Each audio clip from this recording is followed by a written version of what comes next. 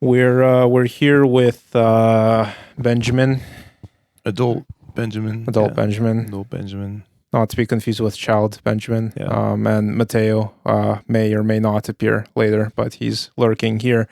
If you're wondering what the other presence is in the room, but the floor is yours, Benjamin. You're the pro podcaster here. Benjamin started in Tokyo and went on a journey where he returned for 6 months to the U.S. Okay, so I lost my mind in Tokyo. What was the build up to this there. losing your mind? What happened? What precipitated this? 27 years in Tokyo. But I went nuts and I decided that what precipitated this? That's a good question. I feel like this what precipitated this mind losing? Well, this whole wave of global bullshit, man. The zeitgeist precipitated me losing my mind. So I planned my trip while meditating on the tarot card of the Tower. And I flew to Los Angeles on September 11th. And then I flew from Los Angeles to Denver, Colorado on Friday the 13th. And then I lived in a trailer behind the house of the band I do PR for several months until it got cold and I thought I was going to die. And then some people brought me into their house. Then I went to Hawaii and now I'm back. Welcome back. Thank you so Welcome much. home. Welcome back. We missed you. Yeah, I missed you guys too. I was gonna say, man, like the last time I met you, I feel like it was just like a week and a half ago. Yeah, but it probably feels longer for you. It was a few lifetimes. Yeah, a lot of shit happened. Can you kind of break that down? Like what happened, maybe, or? Okay. In culinary terms of consuming calories and food, like it was spicy, high fat, low nutritional content. In Japan or in America? America, man. America. Food was bad. Food was bad. Okay. Let's do it. Ask me a specific question. Why was? I mean, that's the simplest question. Like, why was the food bad? What was it? Like, where did it? Why was the food bad? I don't know why the food was bad, man. It was just bad. It wasn't delicious. It was just like processed calories, or like what?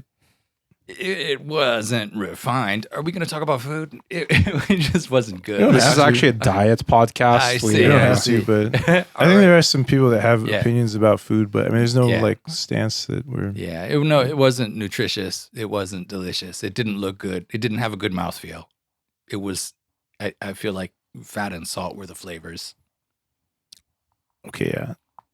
Was it that's a pretty big leap between Colorado and Hawaii. Like, man. How did this come about? Like, all right. So for a few years, I've been doing PR for a massive 60-piece percussion and performance ensemble based in Denver, and they're kind of occult flavored. I don't want to say band, like performance collective, percussion-based performance collective. And so the band leader, when I was losing my mind, I asked the band leader, like, maybe I could come to Denver. And he was like, yeah, that's a great idea. And they have a camper behind their house. So I went to crash in their camper. Part of the process of me losing my mind was I thought, like, okay, I don't want to die in Tokyo because I don't want to inconvenience people. So I might as well go see America one more time before it's all over. Why don't you want to inconvenience people? I don't understand the question. I want to. Like, I want to be a corpse that sticks around and causes Weekend at Bernie's style problems by remaining. That sounds like it's about you. Okay, cool. Yeah, cool. I'm just wondering if there's some. I'm not you. Is this like I don't know. Well, sure, but is this like a is this like a consideration or like what? Yeah, I don't want to inconvenience people. Okay. Yeah, fair enough. Fair enough. Yeah, so I thought I would go back, and then when I was staying in I went, as I mentioned, in September, and then the band was doing their big Hallow Mass ritual, which is. I think they had 4,000 people went to see the show, and it's very immersive, and it's a full on ritual of letting go of the past, clearing the past, and during the build up to that, I was still fully mental, so I thought that they were probably going to kill me on the night of the concert. So when did this kind of state precipitate? Because last we met, you seemed pretty, I don't know, integrated, I guess. Yeah. I'm curious about it too, man. Like, I mean, you mentioned zeitgeist, but I'm like, you're just not satisfied with like life in Tokyo. Like, what was? No, I'm talking about like the situation where now the global dominoes are falling and things are about to get real shitty for a lot of people. And I think they already are. They're not going to get better very quickly. Yeah.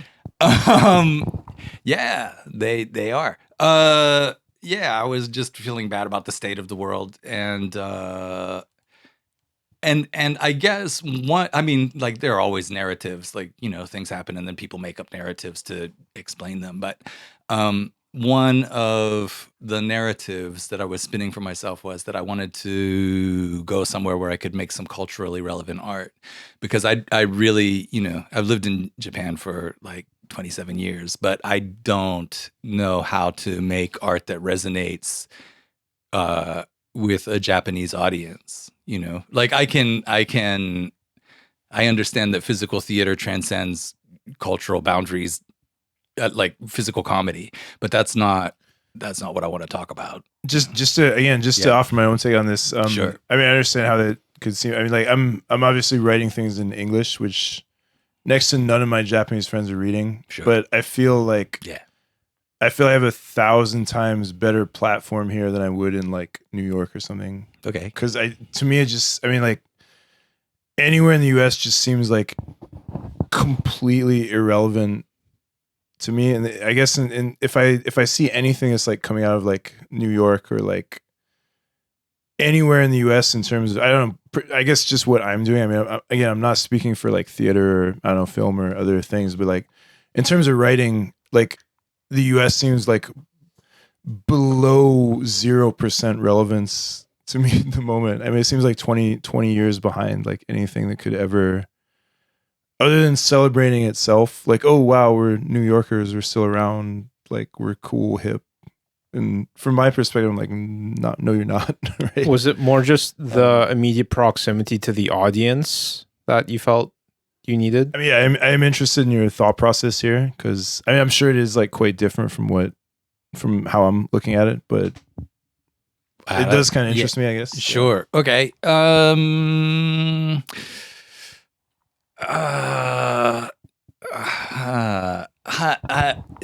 I've got nothing to say about Japan. Like, that's not true. It's not true. You definitely got a take on it. Okay. But I as an artist, I don't feel particularly motivated to have takes. But if I think about like the state of things in the United States, I definitely have takes, and I've got, you know, positions and whatever. But whatever. Like, I went and I didn't manage to find a conducive space to create art. It didn't exist for me. So, I mean, whatever. I went in time to help the band do the PR for the big show. And as part of that, I wrote a bunch of meditations on loss and stuff for their Patreon material. And I was living in an old shitty camper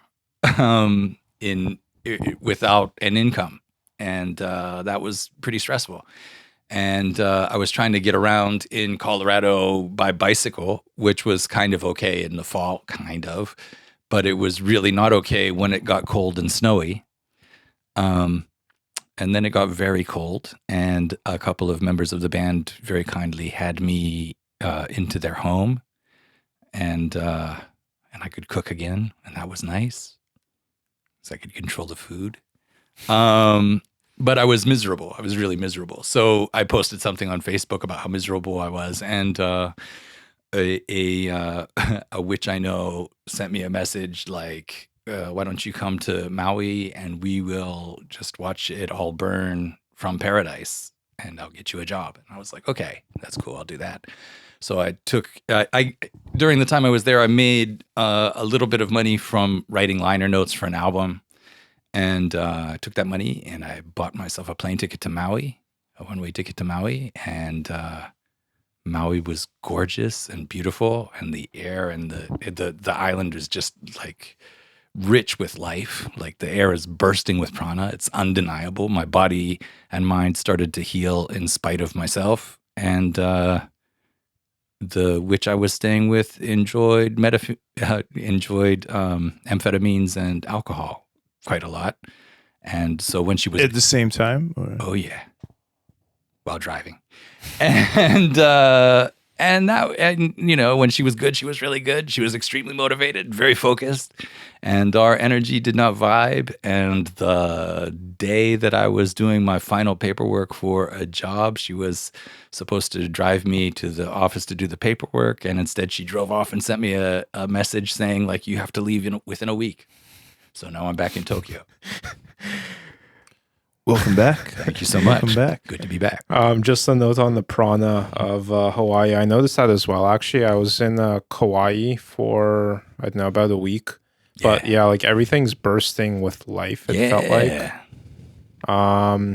And there's an interesting thing with, I think this came from like the Hollow Fractal subreddit. Don't know if that rings any bells. But basically the kind of meme tier information was that Hawaii is on, it's like a sacred geometry mapping on planets, where like Hawaii exists on the same angle relative to the axis of the Earth that the red storm spot on Jupiter exists on Jupiter. So some like kind of focal point of, I don't know, chi or I don't know, life energy, kind of appearing at the same areas on the planets. Thought that was interesting. I don't know if there's any weight to that, but it is interesting that Hawaii has, well, that's like the most active volcano area on Earth as well, right? So anyway, all this is to say, check out Hawaii. It's a cool place. Yeah, it was nice. It was nice. I enjoyed it. So has your perspective like changed after this, or like before you departed and after, would you say? Well, I mentioned that I was a little bit broken before I left, and I didn't get time to process or integrate. So, you know, that's still happening. Has my perspective changed? I am no longer feeling like the grass is greener over there. Did you ever really believe that though? Or did you just kind of need to move somewhere? I did not enjoy my experience of being in America when I was young. And I felt like the empire is crumbling and I wanted to see what that was like on the ground. So I went and saw what it was like on the ground, and people were scared and angry. I guess like the unstated, which I'm trying to actually speak now, like the subtext here, which is it like, as we've said in the past on this podcast, like we just said, like pretty plainly, like America just like sucks and is not relevant. Okay. Which feels like kind of a blasphemous thing to say, in the sense that like I feel like a lot of people are very invested in critiquing it, but they're still like, but it's still the center of everything. Okay. So they're like, America sucks, but it's still the only place to be. Uh-huh. And like my take is very much like, well, it does suck, but it's also not the place to be. And the cultural productions actually don't matter. And like the rest of the world is no longer like impressed. You know, like it's not like the 1960s where it's like everyone wants, you know, French people want to be cowboys, and, you know, I don't know, like I or even the 90s with, you know, music or something. So I think like, I want to say like at least in terms of this podcast, at least in terms of me, like the perspective is maybe almost like comically anti-American. Okay. I mean, I grew up there too, right? And yeah, I didn't enjoy it. I didn't enjoy it either. And I've never had any desire to return. And like nothing I've seen in the, I don't know, 30 years since, or 20, 30 years since is motivated me to look deeper. So I guess that's sort of the subtext, and like, but I don't know, maybe that's almost too simple in a way. So I'm sure you did have some quite deep experiences there, and you probably did get some kind of perspective. I'm sure you got some perspective at least, right? I got some perspectives. I found out that Americans don't want to hear about your culture shock. Okay. Can you go into that a little bit more? Yeah, Or- sure. This is sorry, just to interrupt. Yeah. Like, I think a lot of people maybe don't even. There's this term like reverse culture shock, which maybe you're Okay. alluding to, and I think some people watching this maybe are not even sure what that means. Okay. But it's sort of like if you're flipping between countries or like living somewhere else long term, and then you return to your starting point. It's almost weirder than the place you went to. I don't know. Maybe that's Yeah. Well, I mean, it's you grow up in a culture and then you leave it for an extended time, and then reverse culture shock is coming back to the home culture and realizing all the sort of invisible things or unspoken things that you didn't notice prior to the contrast.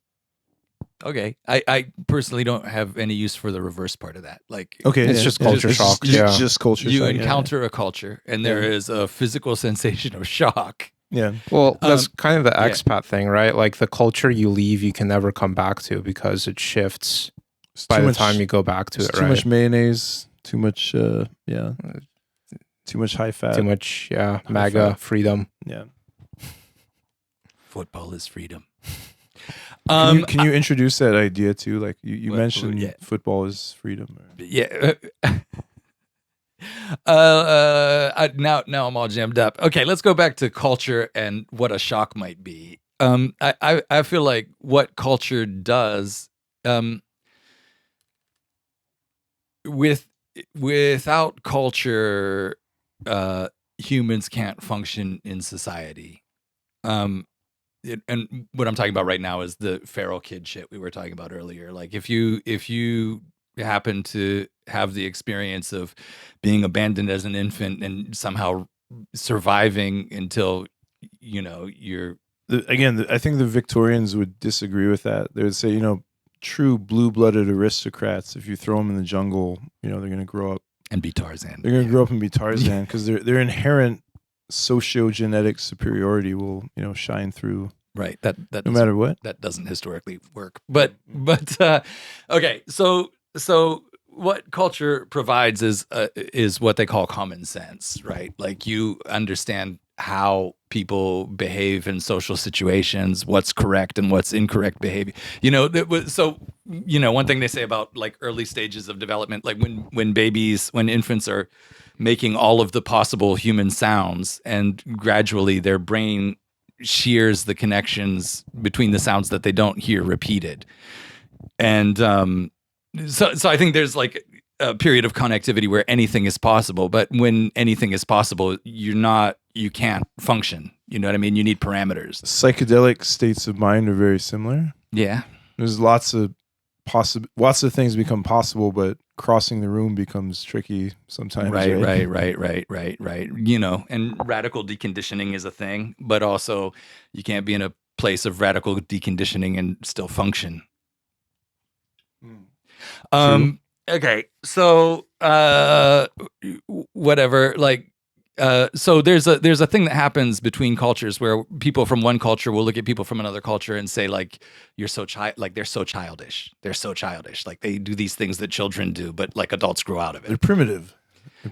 But childish is exactly the metaphor. I mean, it could be primitive. I mean, like that's a nice one to level at people that you want to at populations you want to control or was whatever. It Kipling has that poem where he calls like them your native colonized populace where they're like half devil and half child or something. There's some poem where Kipling was writing these very colonial poems. Colonial poems where he's he's like, now that you've conquered I don't know whatever country, you got to deal with these childish primitive savages, barbarians. That are, Sure. eating with their hands and Well, I mean, like even that, like which hand do you eat with? Like what Which hand utensils do you yeah, use? yeah. You know what I mean? They're using sporks instead of real forks, and or whatever, and what you do around eating, like what even you consider food, whatever, how you use space, how you use time, what respect looks like, who you're supposed to respect. Like all of this shit gets programmed by culture, and when you are encountering a new culture, suddenly there are new ways of behaving and new ways of doing things. So you said that Yeah. no one was interested in hearing about your Yeah, so I culture was stuff. in the States like, fucking, this is new for me. And Americans seem to me to have a tendency to want to normalize things. So what I would often hear is like, no, that's just normal. Or Like, oh, for no, but example, you do like- that too. Like, for example, All right, so the primary example that presents itself to my mind right now is I went on a long walk with a friend, and he took me out to see this giant monstrosity of a statue, which was like these big concrete slabs stacked very high and painted bright yellow. And it was an impressive monument. But I was like, okay, I'm having a cultural moment right now. And he was like, no, you're not. Why? And I was like, we don't have this kind of thing in Japan. And he was like, sure you do. And I was like, okay. And he was like, no, you've got big Buddhas. And I'm like, It seems weird to bring someone to a monument and then like not let them appreciate it, basically, it wasn't about appreciation. It or was acknowledge, or it was take in. it was about normalizing my experience. I mean, we talked a little bit about this earlier off the record about people tend to want other people to be like them, right? I fucking hate proselytization. It's probably the single thing I hate more than like missionary proselytization or cultural proselytization. Sure. Okay, yeah, Like yeah. I don't like when people want me to believe like they believe. I don't care what people believe. And I don't care if they care or not care, but I don't want people to enforce their perspectives on me. I think most expats would resonate with that sort of thinking, right? Don't you think? I don't know. I mean, You don't care. I mean, I don't know. I don't know what happens in other people's minds, and usually I don't care to modify what happens in other people's minds. I mean, sometimes. I mean, that's not always true. you don't have a desire to like Make other people think enforce like me. conformity in terms of your values, or like you don't want followers, or like Yeah, you don't want like a Benjamin cult or something. Or not interested. okay, yeah. Not interested. They could perform domestic labor for you. You know, right? They could clean Sure. Yeah. keep the house clean. And, Right. Who doesn't want slaves? Yeah. Yeah. Not interested. Not interested. Even if they're enjoying it, they're like, "Wow, servitude to Benjamin is just getting me off here. Like, this is great. Like, I have a purpose. You know, I'm fulfilled. Cleaning Benjamin's living quarters and doing his laundry. Even if they're happy, you know, being your slaves, you wouldn't want to employ them in that capacity." I don't know what this thought experiment is. I don't get it. I was just suggesting. I'm just I don't get I'm just saying, like, a lot of people are hungry for purpose and meaning, right? People are So, definitely yeah. hungry for purpose and Yeah. meaning, for sure. Yeah, Yeah. that seems to be a drive. Yeah, and Yeah, you wouldn't want to occupy them in that capacity. I don't understand the benefit. I don't get it. We'd be providing them some purpose and meaning, right? So they'd have something to do. They might be, you know, this is guessing the thing where, like, you know, like people enjoy cleaning. Yeah, I feel love like- cleaning. This is like beyond, like, I don't know, serial killer tiers of gaps of understanding.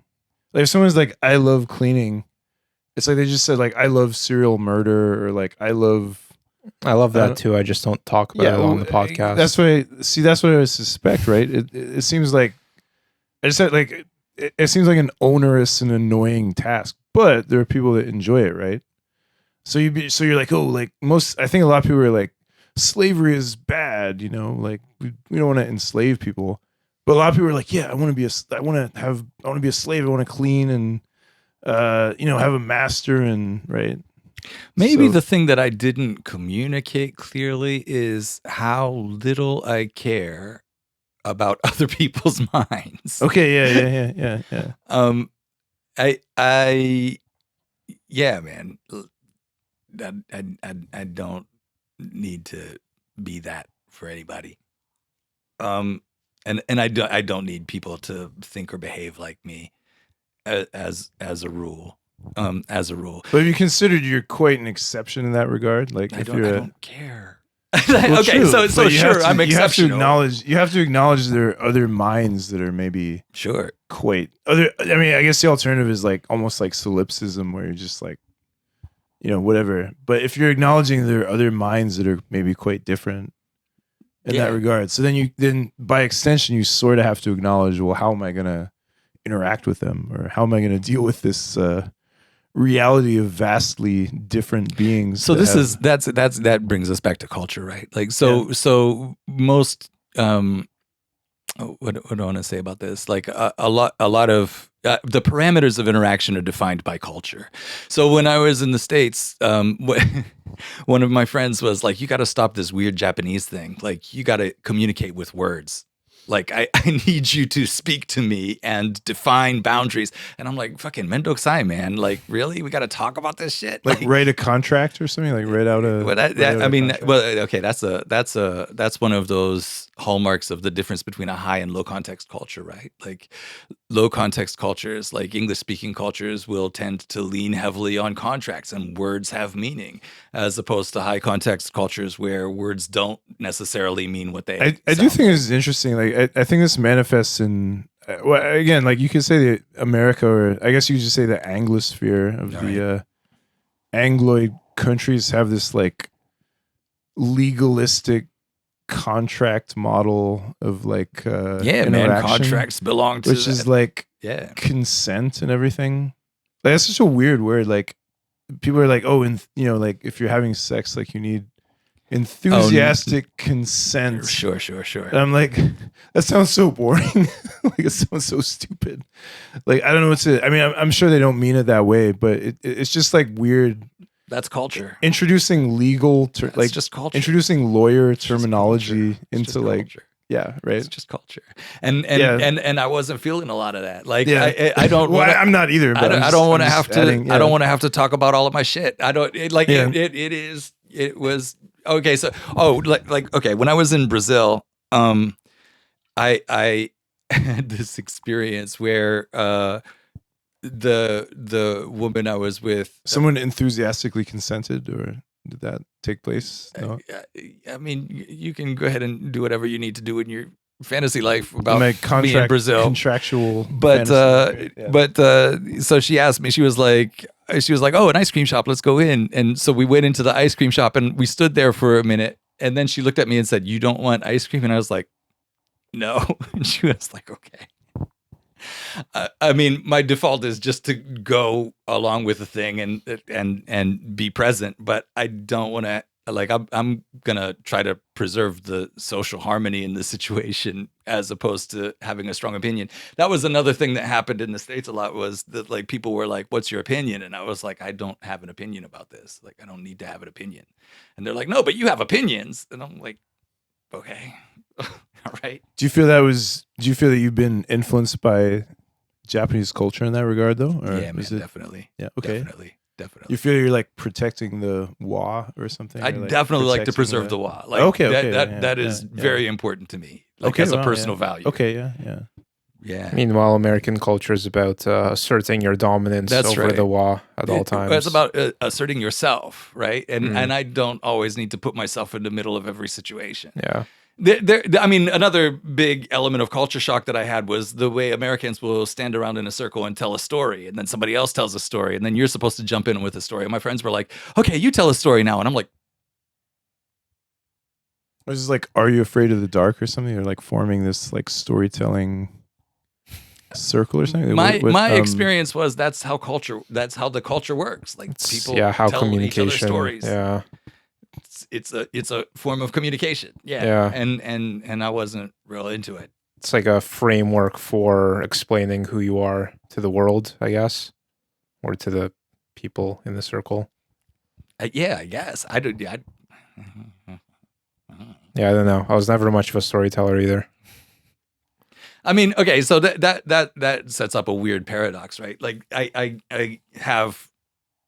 sometimes experience these weird paradoxes where people are like, "You can't be an introvert; you're an actor," and I'm like, "Yeah, cool. I'm very happy performing for 750 people in a room or whatever, but but why do I have to perform right now?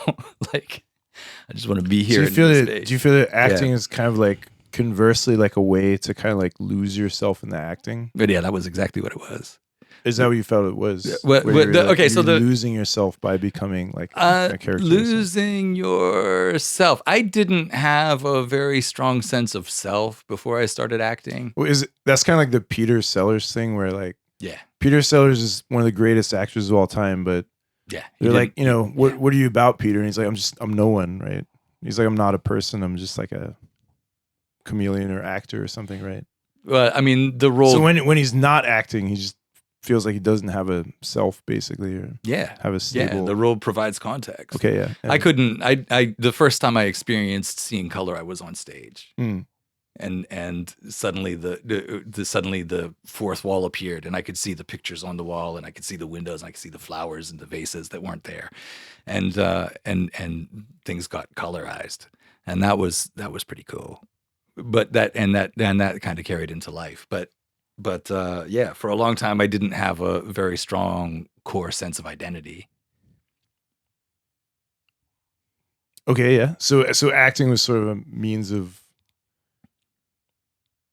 I guess, Assuming that, yeah. assuming identity. I know. Well, I guess like, was that the appeal? Sort of like, was that the appeal of acting, or was it? Yeah, because there's so much in daily communication. There's so much uncertainty, right? But if you have a role, then okay, I know who you are. I know who I am. I know what I'm gonna say. Yeah.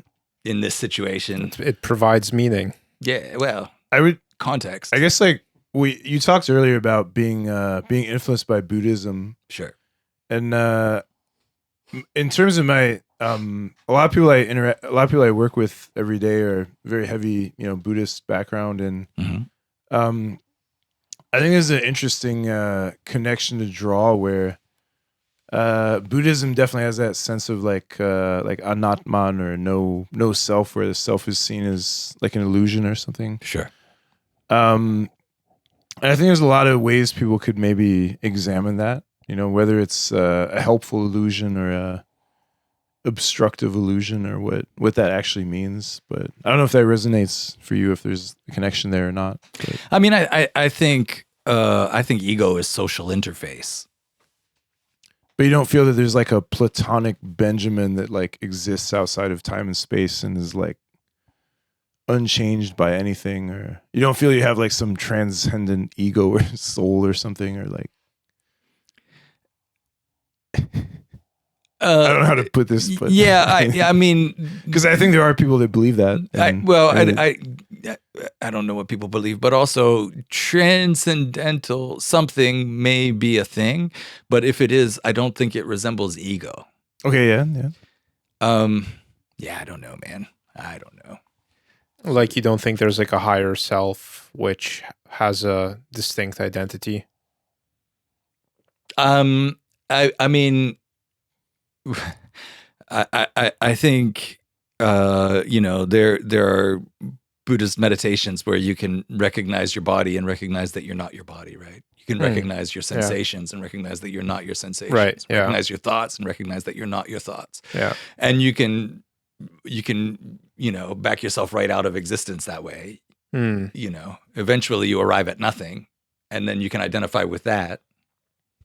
I guess, right? I don't know.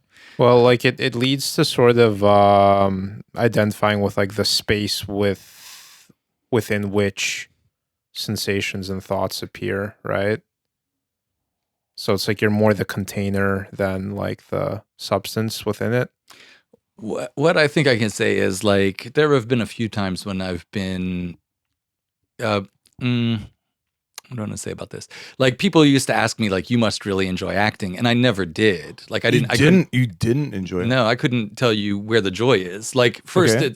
first there's preparation, which is just a lot of fucking grueling hard work. Memorization or I mean, even yeah. I mean, memorization is obviously painful, but even before memorization, you know, like working out relationships, it's a lot of math. Working out character relationships? Or Yeah, like, yeah. Who okay, am I in this situation? What is this other person to me? What do I want from them? What do they want Right. from me? How am I going to give it to them, or am I not going to give it to them? What tactics do I use? So preparation was difficult for me, and then performing was terrifying. Like before going on stage, it was literally sickening. And then you get on stage, and if you do it well, in my experience, if I was really in the part, it wasn't me. I wasn't there. I wasn't there. And then after the show, you know, whatever, maybe the audience applauds or whatever, and maybe that's nice for a minute. But then after the show, the only things that remained for me were the things that I did wrong or could do better. So I don't know where in that cycle the joy is. You know, like, but you still felt kind of compelled to do it, I guess. oh right? yeah, I definitely felt compelled to do it. Okay, yeah. Yeah, but the motivator wasn't joy. I mean, writing is like that for me too, right? Writing is a fucking lot of sweat and tears, maybe. I guess now that I'm older, I'm better at finding joy in things. Like, you know, sometimes I'll find a sentence that I really can find joy in after the fact. But if it's a good sentence, again, it doesn't feel like it was a product of me. Like my ego didn't make it. Yeah, it came from somewhere. I feel like my ego always makes it, and much like I feel it's writing. Yeah, I mean, I definitely feel well, I don't know. I guess you could define yourself in different ways. You could look at maybe your higher or again lower self. Maybe I don't know if it's necessarily a higher self. I mean, you could look at it as a lower self in some ways. I don't know if the creative self is necessarily higher. I mean, it could be, but I mean, it's just a model. Yeah, it's just a model. But yeah, well, I think maybe it sounds like what you were kind of seeking was some kind of like erasure or something, or like erasing yourself in this acting. Or I guess that, I mean, you know, that's what they say about the flow state, right? Like timeless, egoless, eternal moment of just being in that, whatever that is, like being actively engaged in the moment. So yeah, maybe. So you felt this wasn't well understood by the people around you in the U.S. when you went back? I guess that's how we got off on this. Yeah, we got off on the artistic tangent because we were talking about communication. We thought that people weren't really vibing with this. I think there is a I mean, I guess preserving the wa is a huge part of where I'm at. Like, I'm not sure how to language this, but for people who haven't heard this term, like wa just means like social harmony, or sort of like the keeping the peace, I guess you could say. Yeah. One of the things I like about Japanese is that there's not the same kind of primacy on defining things. Like in English, there's a kind of common sense that says if you can say something, if you can use a word for something, you should be able to define that word with other words, or you don't know what it means. Like that was a fundamental part of my high school education. Like, what does that word mean? If you don't know what it means, you don't know what it means. Yeah, my sense is Japanese functions a little bit differently. Although strangely, when it does come time to define things that are important to them, suddenly things do have rather clear and definite meanings, right? When it's important to them, I find that suddenly you're expected to know exactly what Well, this things is mean. Or I think you know. I think what you're alluding to is that high and low context culture thing Yeah. again, where the social context defines what the communication is supposed Well, to sure, look but like. yeah, but they do certainly like they certainly do enforce things when it's in their interest to do so. So I wouldn't say they like It's don't. like Schrodinger's. Yeah, I wouldn't say they like don't know what terms mean or what expectations. Wabi sabi. Expectations are. 27 years and I don't know what wabi sabi means. I can point at something and ask my Japanese friends, like, is this wabi sabi? And they'll be like, which is, oh yeah, that was another thing, man. When I was working at NHK, we had this radio. We had this thing where we had to pause and put in a moment of silence, and they A recorded moment this. of silence. Yeah, for repetition purposes. So we recorded something, and then when they were like, okay, everybody stay in the booth, we're going to record some silence. And this American chick was like, why can't you just put silence on the tape? Like, why do you need to record it with bodies in the booth? And the engineer was like, no, the quality of silence will be different. Yeah, it's a very Japanese perspective, I would say. I would say so. I would say so too. Well, yeah, like there's a difference between silence in a movie where it's like silence and like absence of audio, right? And man, I watched this. What was the movie? Love on a Leash. Are you familiar with this? It's a real piece of shit. But basically, what I gathered was that the director used copyrighted music that they had like no business using. And so in the final cut, there's just silent montages, and there's the expression silence is deafening, right? Like the complete absence of any audio was just the most jarring thing you could possibly have. Well, that's in sort of that the point moment. of that John Cage. Was it 3 2 minutes and 40 seconds or whatever. Yeah, so the point is not that it's silence, it's that silence is impossible. So every time that piece is performed, it's different because the ambient sounds are always different, right? So the point is actually highlighting the infinite diversity of ambient sound. It's not that it's just silent, right? Because silence is kind of...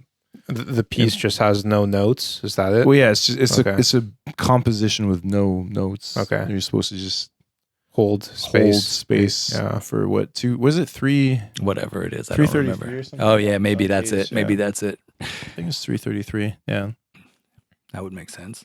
John Cage. Yeah. How'd you? So I mentioned, and we're looking at this Alex Gray jacket before. Sorry, I'm totally changing gears here. Denver, Threda. Threda is based in Denver, the company that produced this jacket. How'd you like? You mentioned that you couldn't find an artistic space where you could produce art, basically in Denver. So yeah, just it's okay. 4:33. So 4:33. 4 minutes and 33 seconds. Right on. All right. Yeah, and your question about Denver was? Seems like a cool place. It was pretty cool. Yeah, Yeah, they're artists. They're doing their thing. but like just couldn't find a niche there. Yeah, man. I don't know how to be more specific about this. I mean this brings me back to the thing that I was saying earlier. There's a thing where they used to, in the 70s and 80s, they used to say like the unconscious doesn't understand pronouns or negatives. So if somebody's talking about their experience, the person listening tends to think that it's their experience. Right. Yeah. So what I meant to say was I couldn't find a space for myself Right. to create art there. Yeah. I'm not saying that there aren't rich and vibrant artistic Sure. spaces Yeah, happening yeah. there, and there's certainly culture. Yeah. Yeah, but yeah, I didn't find a niche for myself while I was there. For theatric stuff, it basically needs to be either LA or New York, right? Is that fair to say, or not really? I don't know. But it wasn't in Denver. I didn't find my place during my time Gotcha. in the United States this time. Fair enough. Yeah. Were you expecting to though, or like what were you? I guess like what were you expecting would happen, right? Like I was expecting a few things to happen. I mean, like this is like I don't know, man. Like people make up narratives, right? Like I mean, I was expecting that the world was gonna end and it was gonna be ugly.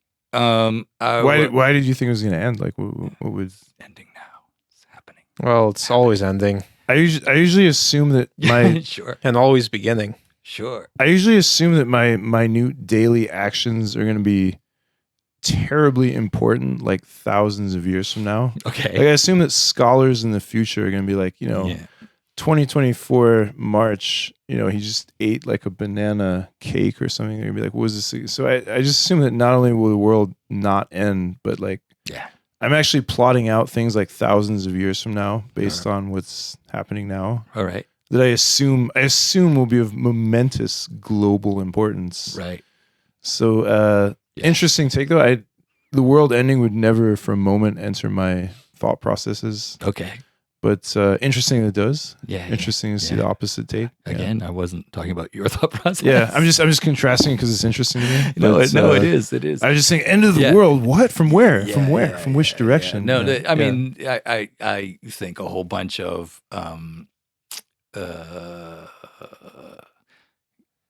concretized edifices are crumbling Okay. from the foundation, and there's gonna be a whole bunch of human suffering behind it. Yeah. And I was curious about what that was gonna look like in terms of like what my immediate survival expectations were. I thought like I do work on a certain level. Like I've got some confidence in my skills because I've worked to develop them, and I've been doing what I do for a few years now. And I expected that in a band with 60 members, somebody would be able to find me a job. That did not happen. Job did not materialize. And I had like an artistic related job, or like I mean, towards the end, I would have taken a supermarket job. Yeah, I didn't give a fuck. yeah. I just And needed that an really income. wasn't on the table. There was nothing on the Yeah. table, and layers of. I mean, layers of culture shock. Last time I lived in America, I lived in Philadelphia. Do you remember what year you actually fully last lived there? Or 1997. so that's a different world. It was a different world. I was 2 years old. Different world. All right, and also smartphones weren't a thing. Mm-mm. Certainly, you didn't get a job by by using apps on your phone. Like that wasn't the thing. Like, the common sense behind how you get a job was at the time, you go into a place, you meet people, and you make yourself attractive to them. But the common sense now is you make yourself attractive to an algorithm. Yeah. 1997 was a fun time, man. I was running around in a grassy field looking at the sky and getting lost in my imagination. That was a fun time. I remember in 1997 quite clearly. Many fun things happened in that year, often just in my mind, but I was certainly enjoying being alive Right at on. that time. Yeah. He doesn't care about your minds, bro. Doesn't care about my mind. What was happening in my mind just then was we probably had a different 1997. What were you doing in 1997? I had a small theater company, Yeah. and we were training actors. I was sabotaging the fuck out of my career to the point where Why? How are you sabotaging it? Like, I'm not going to go into the details in case it gets back to back to people. But I mean, it probably will, man. We probably will just I- directly mail them. I Be like, sabotaged Benjamin's it. talking shit about you I- 30 years after the fact. Benjamin wouldn't be talking shit about him, but like it still might be a sensitive subject. Yeah, No, man, I was crackle that shit. Crackle it. Craig, I'm about to eat a banana-based cake here. You should be pointing the mic at it. Yeah, that's one of the best sounds ever. Thank you. ASMR this shit. Do it. Fucking Well, It's crinkling and best podcast ever. Yeah. How was I mean, okay, so at that time, we had the theater company, and it was apparent that if I wanted to have a successful career as an actor, I had to be in New York or Los Angeles. So I think we just talked about it, right? Did we not just mention that was what Dan said. yeah. the primacy of New York or LA? That was Dan's thing. And in '97, that was what was clear to me. So I went to New York, and this guy was introducing me to people, and they were explaining to me at the time I needed to be much more aggressive about self-promoting. Yeah, please chew into the microphone. Yeah, people hate that. Don't Don't chew into the mic. I love it. Take it off on it. Yeah, chew in the mic. Chew in the mic, Justin. Fucking do that shit. Continue. Okay. Continue. You too. Yeah. So I was in New York meeting people, and then I did the very bad thing, and then I came to Tokyo. You did Skipping what? over some stuff here. You did what? Yeah, I already said I'm not going to go into detail. Okay. That's fine. Yeah.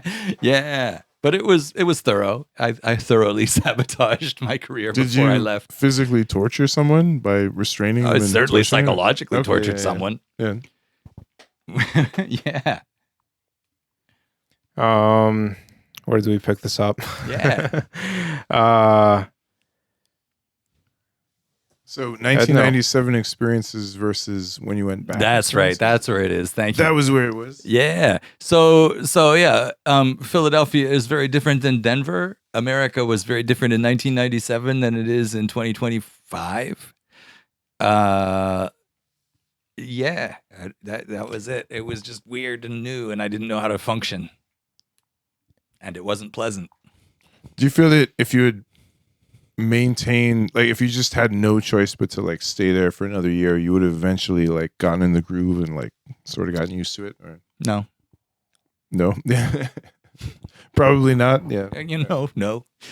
Okay, so the thing that happened in the States was like it was collapsing. People are angry and afraid. There's a lot of ambient terror in the air. And I went to Hawaii and was staying on the compound of Doomsday Prepper in a food forest. And my thought on Maui was that it was fucking fantastic. And when the social infrastructure collapses, I would be able to go out and like pluck avocados and mangoes off the trees, and I would be able to survive. And I despaired of ever seeing my son again, and I didn't have a social network there. But he's in Germany, right? So Yeah. you could make it to Germany, right? Or How? you think social Same. infrastructure planes Yeah. collapse too? Yeah. And there's they no. have been literally falling out of the sky, but that's maybe a separate. No, that's a funny coincidence. Yeah. Yeah, I don't know. It was just like that. And my experience of Maui was, of course, there are very rich people on Maui, but the people that I met on Maui don't have any money. Like people survive by cooperating with each other. Is that a bad thing though? Surviving by cooperating? Let me Sure. reiterate. My abject terror was around the idea that I would never be able to see my son again. Okay, yeah, fair enough. Yeah. Yeah. So, I mean, cooperation is great. I thought like, okay, I can be here. I can like survive whatever this little apocalypse is. Like I might, like my body might be okay. I might not die here. Immediately. But like yeah. I sorry to fixate on this, but like what's the apocalypse? Like, is it nuclear warfare? Is it climate collapse? Like what's the nature of the the immediate one is, economic collapse and social unrest in the short term. Yeah, I mean, do you think that's going to be worldwide? I think the dominoes are going to fall. I think everything is networked now. There is no independent economy. There's no. Yeah, that's true. I mean, I remember asking one of my friends here in Japan, kind of early in my career here, like what he thought of, basically surviving like apocalyptic scenarios in Japan. And it seemed like this, if there is a good country for it, it's kind of here. Or just Do you think? Camp out in the Uedo line? Well, is, more sanctuary? like the social fabric, and also like the disaster preparation resources are like in Tokyo, especially, is probably the most disaster prepared area in the world. I don't know if they did too well in the 2011 Konbini rating. Interesting. Yeah, I wasn't here for that. Was it earthquake scenario? I mean, they definitely go into hoarder mode where I was just taking a count around the room. Like I guess I'm the only one who wasn't here during that time. Yeah, I wasn't. I was technically in Hiroshima at the time, but I definitely experienced being in the country and being experiencing it. I guess. But so, what did you feel like it was every man for himself at that time, or I didn't. Well, again, I was in Hiroshima, so I was just chilling on the beach. Why And don't you guys continue to sort this out while I run to the toilet? Yeah, please. do you Go have ahead. to I gotta urinate? pee. Or No. could you not just maintain using Just use the can. using yogic power? The last 20 minutes. You might have to. I think we're gonna switch out to Mateo here. Who's gonna enter into for a brief moment of the cast here. You can just pass this over. Yeah, I and, can do audio only. Yeah, if that works. you for can. you. Use, you wanna take What's a your seat take there? so far? How's this episode going? How's this episode? You're the observer. It's going well. It's going well. It's going well. Yeah. Yeah. Okay. You should get in the frame there. 'cause- That no, like Okay, yeah. he you don't can have do what he if wants you to do. want Yeah. Yeah. No. Should we get into some chaos magic to top it off? We want to. or is How it so we should do another one. How are we doing for? What's the time? we're 56 minutes into this one. I think we could do that as I think we'd probably do another one, right? We could Yeah. probably Yeah. do If another, Benjamin's down. episode. Yeah. Mateo, what's your take on the end of the world? Do you think we're imminent apocalypse, or do you think we're? I kind of want to hear his take on the end of the world. Like, Well, I think he he's- seemed to have some very strong thoughts about it. I think he's so- gonna give his take once he gets back from urinating in the toilet. Yeah, I don't want to really steal his thunder here, so I'm quite interested. Do you in think his- there's imminent apocalypse, or do you think that? I think that, yeah, I mean, like, I don't think anybody's predicting economic roses and green candles for the Right. next several years. Like, I think everyone's kind of realizing there should be some sort of contraction, but Mm. it sounds like he thinks it's very dire, and I'm quite interested to hear about why. I think this is a common take, though. I mean, I have other friends who are very, like, seem to live their daily lives in like apocalypse mode. For better or worse. Yeah. I personally don't. I mean, I don't see the point. And It's also Yeah. fair to say that pretty much humans throughout history have almost always thought it was the end of the world. well, yeah, and Yeah. I would agree with that. And I think again, as we talked about earlier, I think that like the Neolithic period was much shittier than what we have now. Benjamin has returned from, I guess, urinating in the toilet. And it was a good urination, man. That was fantastic. Do you feel like you drained off that? The stream was strong. The stream was strong, or Yeah, it that was good. Good flow of. It was good flow flow. of But I urine, did also yeah. notice that it's 11 o'clock. So I think we're gonna do another episode, man. We might push it to another hour if you're down. We I wanted don't know to what talk your, chaos We magic. wanted to get into chaos magic and other magical topics a little bit. okay, let's do it. Let's go. But we're still on. I think we're gonna conclude this one. We might start another episode. But we did. Mateo was just asking like your take on the whole apocalypse thing, or like what about it? what you think is gonna. Well, so basically, Yeah. you seem to have a pretty clear Yeah. vision or conviction over its imminence or what form it's going to take. So yeah, like what can you explain that, or can you kind of give us your perspective there? I mean, okay, so it's clear that things are not going too great in the world overall, right? Like we seem to be in a period of I don't know, contraction, challenge on many different angles, right? Sure. Threats of destabilization, war, economic difficulty. Where this started is debatable, but why do you think it's kind of imminent? Is that like too obvious of a question to answer, or I don't understand the question. Well, I guess just see again, just as I said earlier, like Yeah, this is something I literally never think about. sure. Like I wake up and I'm like, yeah, I literally never think the world is gonna end. Another day in the legacy of me. Exactly right. Yeah. So I literally like this Yeah. is not something that ever enters my. And I get that everyone's different, right? Sure. Like everyone has a different perspective. I think that's what he was asking is like, how did you come to have this take? I guess, or like what? Is that right? Or like what? yeah, I I mean don't know basically what to, that. I mean, yeah. it's maybe not the most defined question. Maybe that makes it Well, difficult I guess to answer. again, like to me, this doesn't seem obvious. Right. Like I do not instinctively feel this. Right. So I'm like, Yeah. can you kind of share that, or like what? I mean, Okay, so this borders on religion for me and proselytization. I don't, which is fine, man. I mean, yeah, go for it. Like it's sure. cool. Like I don't it's not, like, yeah. Okay. I don't understand the benefit of communicating this memeplex to other minds. If you don't share this view, I don't know why it would benefit you What's to share interesting, this view. I guess it's not that, like, I guess it's just interesting to like be aware of it, I guess, or like maybe other people would be aware too.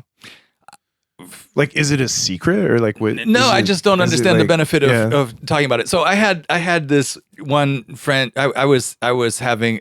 Okay, so the easy answer probably to where does it come from is it's probably biochemical, and then Okay, the yeah, biochemical thing is probably a combination of heredity and environment, right? Okay, yeah. I mean, it makes sense. Yeah, I mean, Sure. it makes sense. Yeah. Yeah. So I grew up in pretty hideous circumstances in an apocalypse cult, so I'm probably primed for Well, you it. said you lived near Pennsylvania. I was have in Pennsylvania. I have some. Yeah. Yeah. I also have personal experience with Pennsylvania, so Yeah. I'm aware that it can produce strange, negative effects. Well, I mean, this is the thing. When people believe something, they will. Yeah, I mean, that's just confirmation bias, isn't it? Like, if you have a predisposition to believe something, you'll find evidence. You'll find evidence. For it. Yeah. So, I mean, I'm pretty good at finding evidence for shit. I lost my mind once on meds and was sure meds. ADHD meds. Yeah. Is this a paywall topic? Or? Well, Okay, well, ADHD meds is Yeah. generic enough. Is generic enough. It was Concerta specifically. Okay. And when I boosted That's right. when I boosted my dosage, I suddenly became acutely aware that a certain infamous, nefarious occult organization was planning to human sacrifice me. And I could see the patterns in the data. And I was lucid as fuck. And I had notes and I had screenshots and I had documentation, and I could make a very persuasive argument. And I knew that it would sound crazy if I told people, so I didn't tell people. I was sweating. I would be walking down the street and I would see people staring at me. And of course they were staring at me, because if you stare at people, they stare back. Yeah. But the body of evidence kept stacking up, and I talked to some very good trusted friends of mine who said, okay, that's really shitty. If that's going to happen, there's not so much that you can do about it. But what you can do is you can moderate your fucking consumption of Concerta. if there's one thing in your control, That's it's right. That. That's right. Wait. Is Concerta modafinil? Or? No, it's methylphenidate. It's It's Ritalin, right? yeah, it's really Okay, yeah. Oh, Ritalin. Nice. I wish I had some of that modafinil. It would allow me to concentrate on things I want to do. Got to rely on innate resources, annoyingly. Yeah. Isn't that annoying when you just have to rely on innate personal resources rather than taking drugs about it?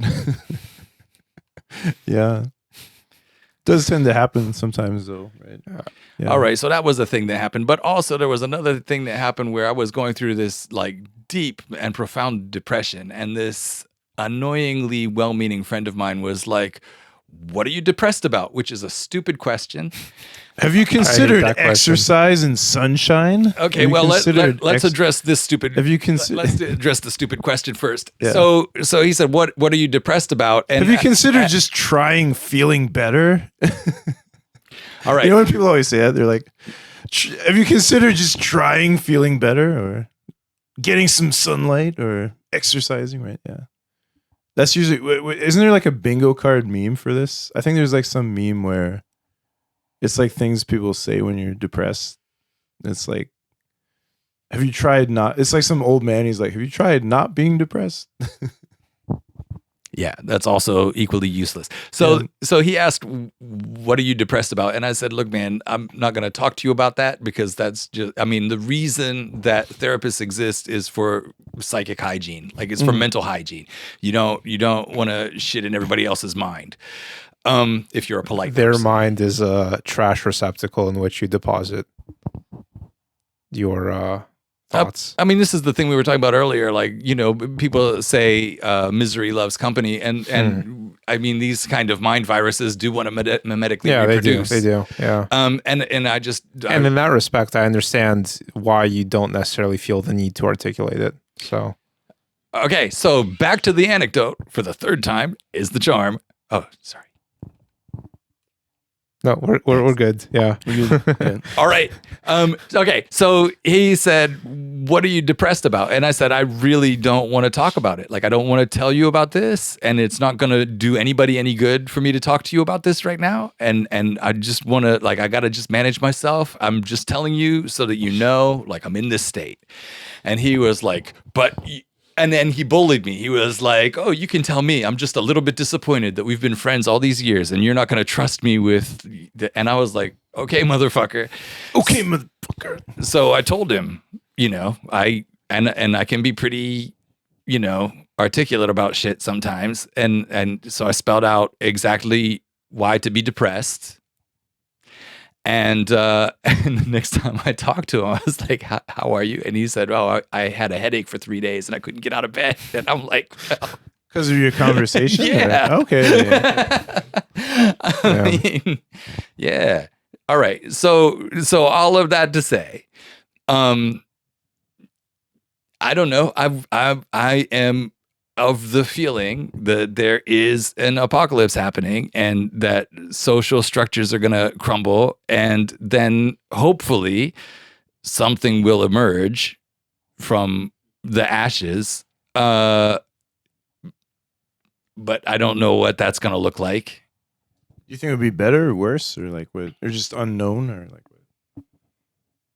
I don't. Possible to say. I don't know how things work, but my sense is that time moves in cycles, and the shitty cycle that I'm looking at with these eyes from my own experience, based on what I've been primed to perceive, is going to do what it does, and then it's going to give, you know what I mean? Like, things go down and things go up.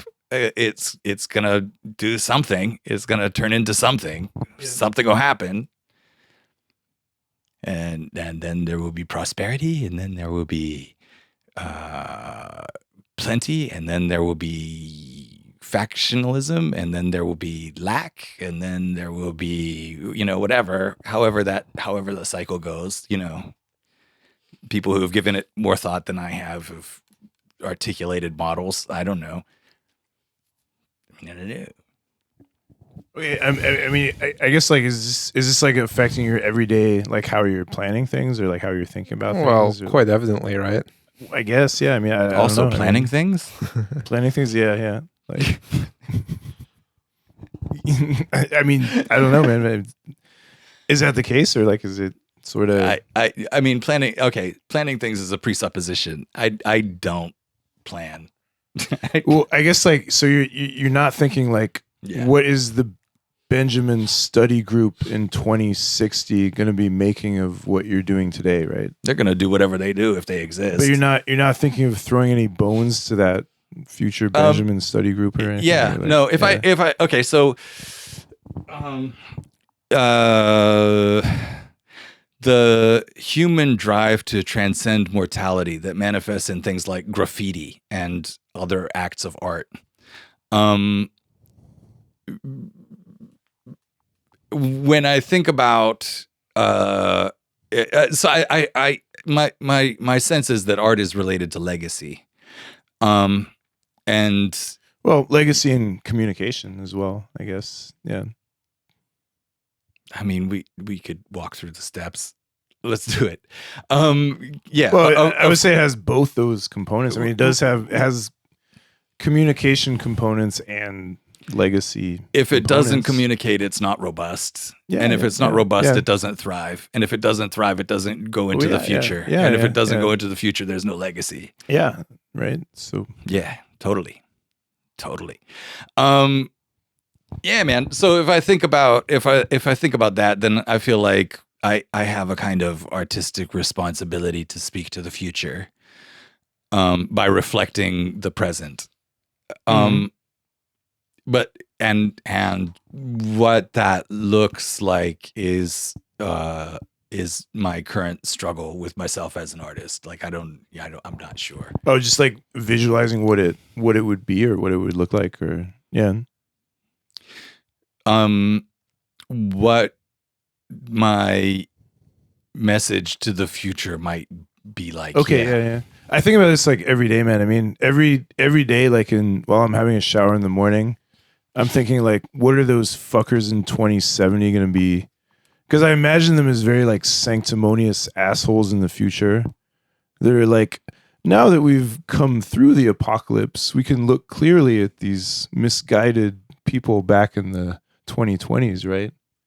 I'm like, motherfucker, like, I don't respect your take, like, right? So I think I do very much think like they'll probably be like analyzing this video in the 2070s, and they'll be like, Benjamin clearly didn't think enough about the plight of, I don't know, something, or like they'll probably be criticizing you for things that you like haven't even given any thought to. But like, who the fuck are they, right? So that's my take. With my problem with the future is like, I feel like I have a very antagonistic relationship with the future. You sure do. Because I've just seen how I've seen people in the present and how they treat the past. Sure. And there's the stupidest fucking takes I could ever imagine that people are very calmly and confidently giving about individuals 100 years ago. Like, you don't know, I'm like, motherfucker, like, you don't know anything about the 1920s, like what it would have been like to grow up then or deal with that timeline, or like what. So I do expect that there will be very stupid people in the future, and like I feel like I'm often alone in being horrified by this, because like I'm like, you realize there's still going to be stupid people in the future. Like, this doesn't horrify people, I guess, like it doesn't occur to them or something. I'm like, probably at least half the people in the future will be like pretty dumb. If anything, we're arguably trending towards idiocracy territory. Well, like their takes on us now are not going to be probably anything we would expect, and they're probably going to be much stupider than we would even credit. So I think like it's time to I feel a responsibility to already think about that, because I'm like, I know it's going to happen. Like, I know there's going to be stupid people 10, 20, 30, 40, 50 years from now. And like, I kind of want to get the jump on them before they're even born. I'm like, we should be thinking about this now. I don't know. Maybe I'm crazy for thinking this, but this is the kind of stuff that keeps me up at night. I'm like, someone that might be born 5 years from now is going to have a stupid take as an adult. And that bothers me already. So I don't know, but I do think it's worth thinking about, or giving some thought to, about what might be people's takes in the end of this century, or even early next century. Because I'm sure they're going to think they're the most enlightened people that have ever existed. And they've finally gotten past all of the stupidity, right? Much like people now kind of think that too, right? They're like, oh, these horrible, racist, sexist, classist people from, I don't know, 50 years ago. Like, how could they have ever lived, right? I don't know. Do you kind of get that too? Yeah. I mean, what, hindsight's 2020 type thing. Yeah. Projecting your contemporary present culture back onto the past and trying to view it through that lens. With great, certainty and with great smugness or confidence, like just easily projecting 100 or more years back in time. As you had any idea what that would have been like, like, okay, go experience the 1920s, or I don't know, the 1860s, and then see if it's that easy, right? Well, I mean, one of my pet peeves is when people do historical commentary with modern framing. Yeah. Well, that's all it is, right? It's just like framing it. So holding people to standards that were created like 10 minutes ago, right? So, okay, yeah, but so I'm sure that will continue. I feel like that will probably continue. I don't know how it's going to manifest. I mean, for me, that's interesting in that you doing a lot of projecting and then wrestling with your projections in order to produce a thing now. Yeah. That's cool. I kind of approach it differently. I guess to me, I'm pretty comfortable being future blind. But what I understand is that, I mean, I guess you're speaking to this too, but there are human universals, and timeless art, like classical art, speaks to the fundamental humanity. Yeah. So I guess when I talk about like wanting to create art that services the future, I'm thinking about I'm specifically thinking about like what universal values are worth upholding. Yeah, well, certainly, that's important. I think that is an important question. Is like what, universal concerns are worth pursuing or considering. Yeah. Shall we draw a line here? I think we should draw a line. That's what I was thinking. Yeah. All Okay, right. on to part 2, maybe. Yeah. Well, Sure. thanks for coming on, Benjamin. Yeah. Thanks for having me. Do you want to plug anything you want people to check out, or including your body? Like you could just advertise it. I don't need to advertise my Yeah, body. advertise You can check out the Beardsley randomizer on Substack if you want to read weird apocalyptic fiction. Yeah. But I had to stop writing that because reality got too weird. Okay. Something's gonna happen soon though. I promise. All right. I promise. that's you've the been waiting. Benjamin guarantee. The Benjamin guarantee. Something's yeah. coming. Yeah. Sweet. Yeah, All right. I'll put that in the description. Thanks for coming on. Yeah. And Thank you. Thanks. Yeah. All right. Justin. Or Justin Isis 93 Instagram. And you? DBLV on Instagram as well. Yeah, thanks for listening, everyone. Right. Beardsley randomizer. Substack. I'll link it. Right. Thanks. Have a good week. Yes.